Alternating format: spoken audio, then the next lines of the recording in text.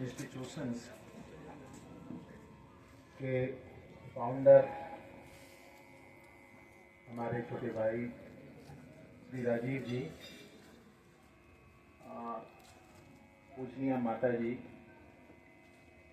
Scholars group के सारे गुरुजन, कर्मी, बड़ारा कोटी क्षेत्र की प्रतिष्ठित, सम्मानित और हमारे दिलों में राज करने वाली जनता, विनय जी, उपस्थित सभी बच्चे, मेरा हार्दिक अभिवादन स्वीकार करें।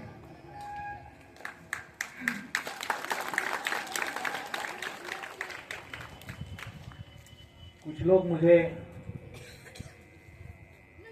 पहचान गए हैं,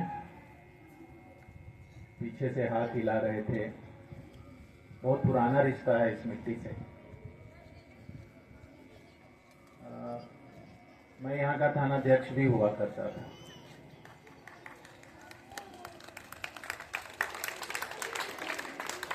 और मुझे इस मिट्टी से जितना प्यार मिला जीवन में कहीं और नहीं मिला। तो मैं ऋणी हूं आप सबका और इस मिट्टी का।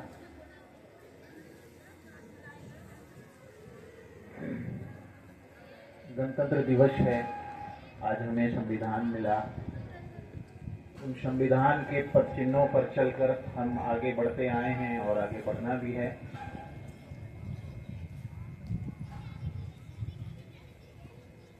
मैं जब पहली बार इस जमीन पर, मिट्टी पर आया था 2009-10 में, तो एक आकृति, एक कल्पना से उभरी थी, जो कि लगभग कल्पना तो उभर गई थी, एक रिफ्लेक्शन आया था कि यहाँ कुछ होने वाला है, लेकिन था इम्पॉसिबल जैसा, हरकुलियन था, काफी कठिन था, अकल्पनीय भी था, असंभव जैसा था। लेकिन आज जब मैं इस विशाल प्रांगण में इस विशाल कल्पना को साकार होते हुए देख रहा हूं, तो लगता है जैसे कि सब कुछ जैसा सपना ही देख रहा हूं। आप सभी की उपस्थिति, इन बच्चों की क्रियाशीलता और इतना मेहनत किया हमारे शिक्षिकाओं ने, इस इंस्टीट्यूशन ने, जैसा पहले हमने तो नहीं देखा था। तो इसके लिए आप सभी अभिभावकों का, बच्चों का और इस सारे शिक्षकों का मैं कोटि साधुवाद देता हूं। इनके प्रयास अभूतपूर्व हैं। मेरा कुछ अनुभव है अपने जीवन का, तो मैं उसे आपको शेयर करना चाहता हूं। आप सभी अभिभावक अपने बच्चों से क्या क्या अपेक्षा करते हैं? सभी अपने बच्चों से एक सपना देखते हैं। क्या क्या सपना देखते हैं वो मैं जानना चाहता हूं। हमारी जो पारंपरिक धारणाएं हैं, हम अपने बच्चों में क्या क्या देखते हैं? हम अपने बच्चों में आईएएस देखते हैं, आईपीएस देखते हैं, इंजीनियर देखते हैं, डॉक्टर देखते हैं और बहुत कुछ देखते हैं। लेकिन बदलते हुए वक्त में हमें इससे भी आगे बढ़कर देखने की जरूरत है। मैं सभी शिक्षाविदों को और जो पुरोधा हैं शैक्षणिक कार्यक्रमों को पूरा करने के यज्ञ के, मैं ये कहता हूं कि आप अपने बच्चों में सब कुछ देखें, लेकिन उसके पहले आप अपने बच्चों में एक हुनर जरूर दें और बचपन से दें। आप सोचें कि 2009 से पहले, 2008 से पहले आप सभी ने एक लंबी, जो अभिभावकगण हैं उन लोगों ने एक लंबे इतिहास को देखा है बड़ारा कोठी का। एक समय था जब बड़ारा कोठी में कुछ होता था तो 3.5 घंटे लग जाते थे पूर्णिया से आने में प्रशासन को। विनय जी, क्या सही है ये?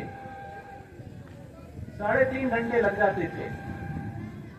और एक समय है कि 3.5 घंटे में दिल्ली से बड़ारा कोठी लोग आ सकते हैं। क्या परिवर्तन है! अगर सुबह कोई कार्यक्रम तय करे कि मुझे गणतंत्र दिवस के समारोह में भाग लेना है दिल्ली में, तो वो ले सकते हैं। This is the change. एक समय था कि आप लोगों के सहयोग से बड़ारा कोठी थाना क्षेत्र में 8-10 सोलर लैंप लगाए गए थे, और जब बिजली चली जाती थी तो रेलवे लाइन के पास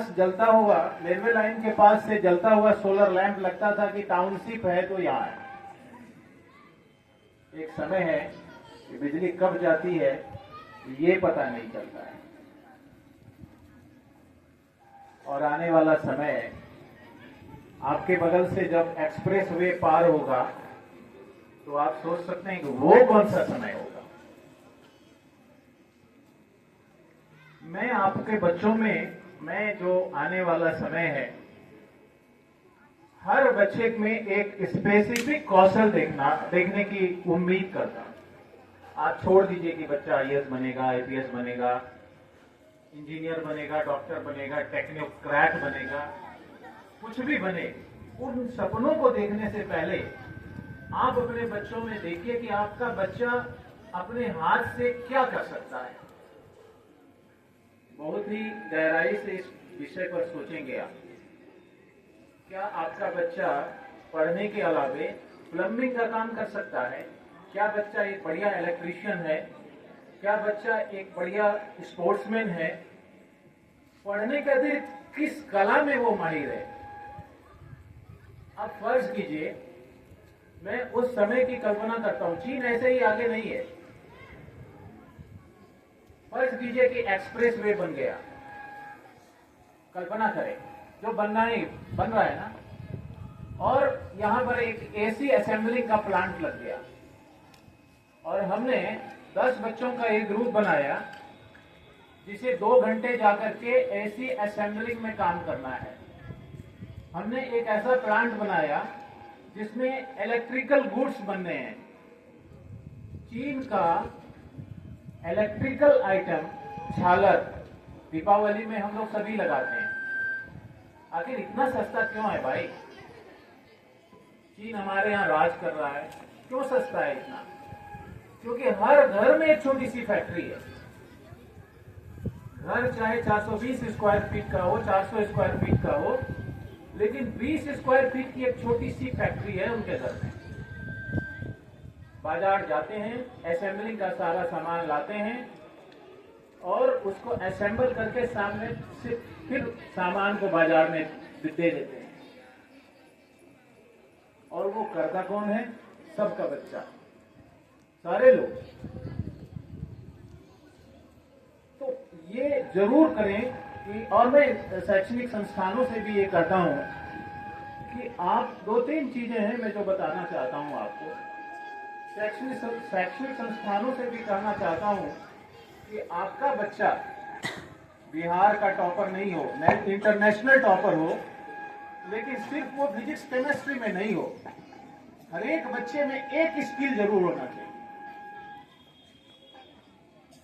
और मान लें कि हमने 20-20 बच्चों का ग्रुप बनाया और उस इंस्टॉलेशन में, उस संस्थान में जहाँ की एसी असेंबलिंग होता है, जहाँ की ऐसे छोटी छोटी चीजें असेंबलिंग होती है, और एक्सप्रेस वे के किनारे किनारे है आपके गांव से 1-2 किलोमीटर दूर पर,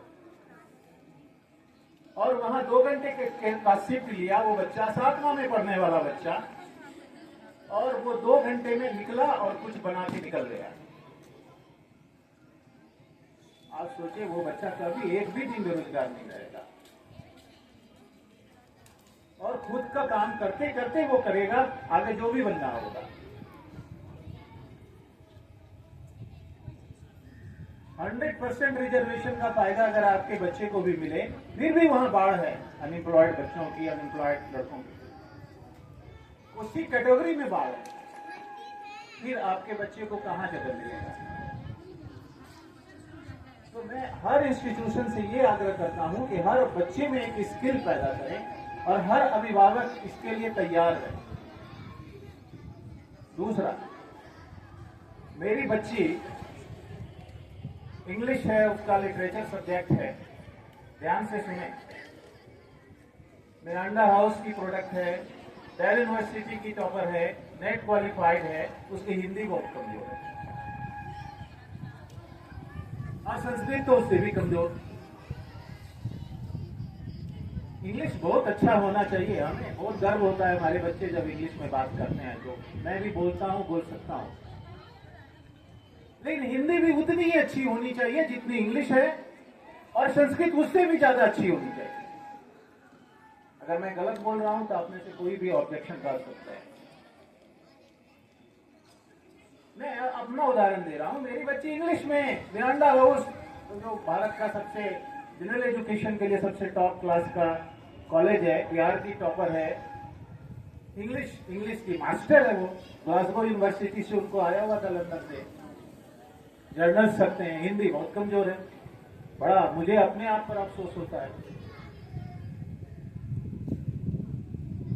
संस्कृत का श्लोक पढ़ नहीं पाती है, गीता कैसे पढ़ेगी?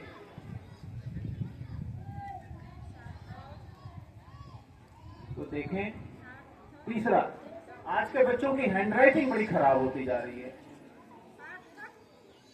हम लोग नीब वाले पेन से लिखते थे, आजकल के बच्चों में बॉल पेन के लिखने की मजबूरी है। तो आज हैंडराइटिंग कैसे ठीक किया जाए? पेंसिल से बच्चों को प्रैक्टिस कराएं। हैंडराइटिंग 100% अच्छी होनी चाहिए, वरना बच्चों में आत्मविश्वास नहीं जग पाता है। मैंने आईपीएस को देखा है, बहुत गंदी हैंडराइटिंग। यकीन मानिए हमारी हैंडराइटिंग अच्छी होती है, इंग्लिश हिंदी दोनों, और उनमें मैं एक कॉम्प्लेक्स देखता हूं। जब मैं लिख देता हूं बढ़िया से, तो उनको देखता हूं कि वो सोच रहे हैं। क्यों? सिर्फ आप अपने बच्चे को आईपीएस आईएएस बनाना चाहते हैं, अच्छी लेखनी नहीं होनी चाहिए उसकी।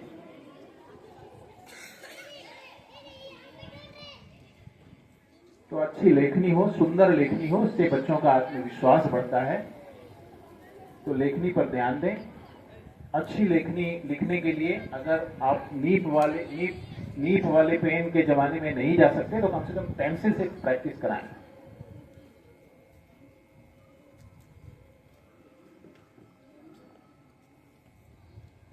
और इसमें अभिभावकों की भूमिका महत्वपूर्ण है। स्किल डेवलपमेंट, अच्छी writing, grip on language, Hindi, Sanskrit,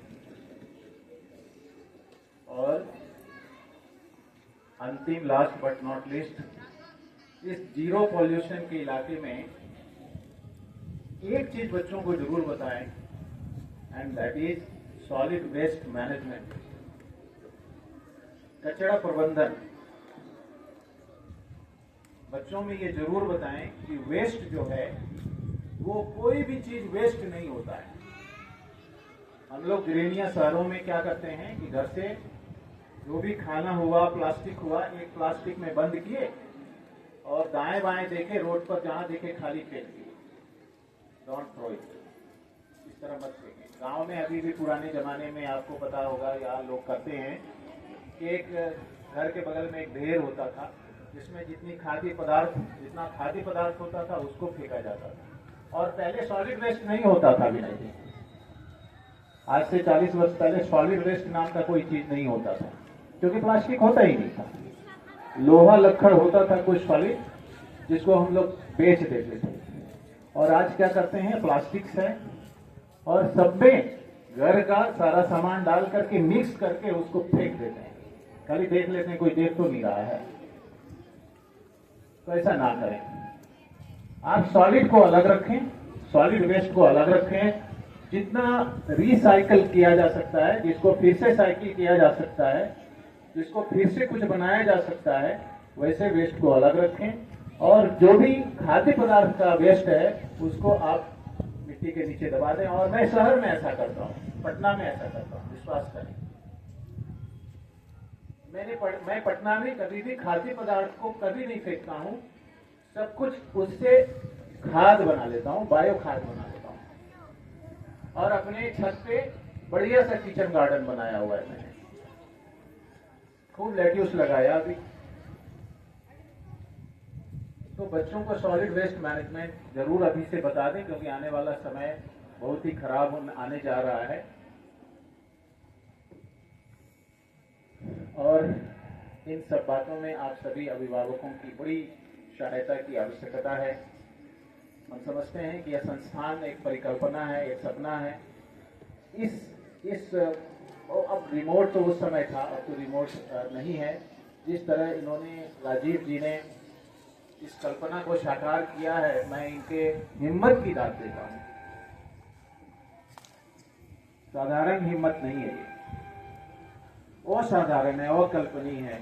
और मैं इन्हें साधुवाद देता हूँ, इनके माता पिता को साधुवाद देता हूँ, नमन करता हूँ।